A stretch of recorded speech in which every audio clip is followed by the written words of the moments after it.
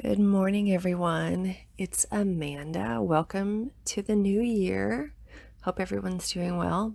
As you can probably tell from my voice, I've got a little bit of a cold, so I'm not going to try to read today's channeling perfectly like I usually do. I thought I would tell you a little bit about my process so you'll know how I usually do these. I usually meditate to some music, usually 528 hertz music. I'll put a link to the one I listened to this morning in case you guys want to listen to it, guys and gals. And I meditate for a while and try to clear out any, junk that's going to, get in my way while I'm trying to channel the message. And if I have any questions for myself, I ask those to try to clear some of that out. And then when I feel like I'm in a good state, I try to call up the biggest feeling of love that I can conjure up. And that's how I connect to the collective that I channel.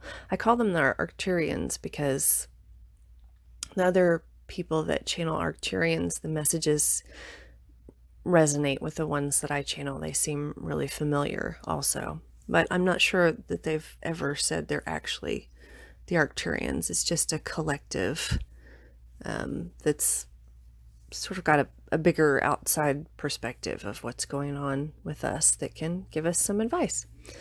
Anyway, so then when I connect, I have my laptop sitting in front of me, either on my desk, and I'm sitting in my chair cross-legged, with my eyes closed and my fingers on the keys, or like today I'm in my bedroom with my laptop propped up on a pillow. And then I just wait for the message to come through. And as it comes through, I just start typing. I found it's easier to do it this way, where I directly translate it to to a written message, because a lot of times, they'll say a word like truth, but then what comes with the word truth is like a clarification that we have to realize there is no actual truth, and then that would take like 3 sentences to explain. So what I've started doing is I just put quotes around the word.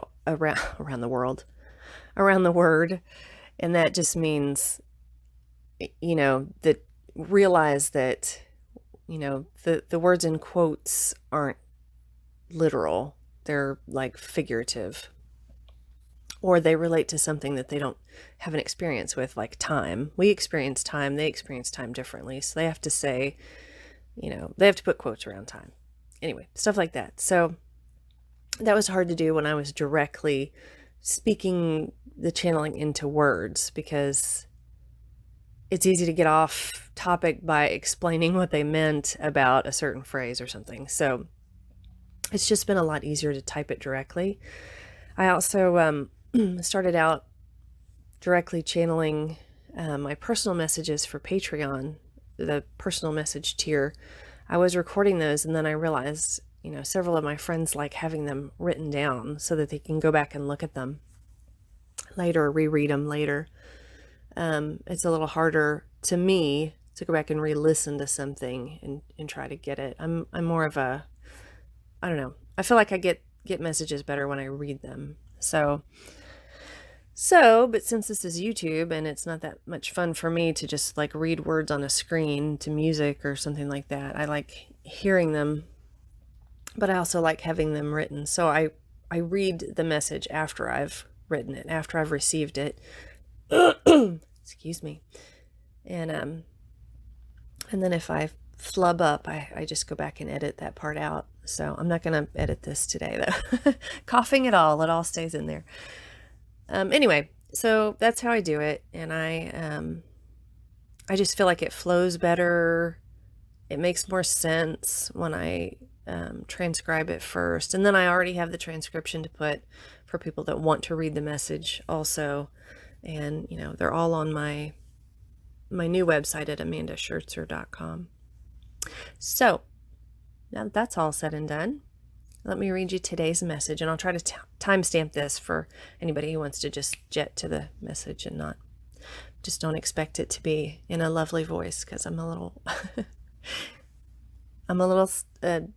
froggy today, and nasally and stuff. All right. Dear ones, as we have said many times, it is your intention which creates your outcomes. Today we will speak about what you can create in this new year of yours.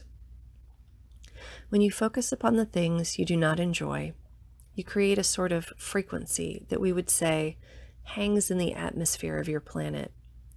It is very easy for other beings who are not aware of their thoughts and what they create to pick up on these energies and replicate them, and this happens quite a bit.